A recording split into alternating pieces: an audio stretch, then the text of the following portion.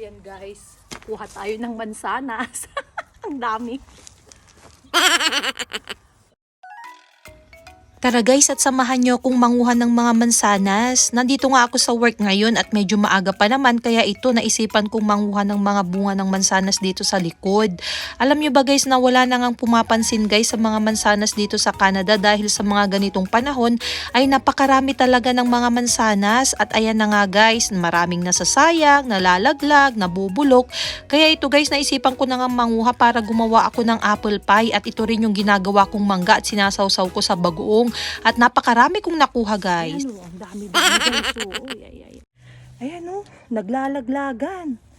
Ayan, nakuha ko o. Isang supot. Ay, tama na to guys. Hindi ko maabot yung mga nasa tuktok. Libreng mansanas guys. Ayan, dito sa Canada, libre lang ang mansanas.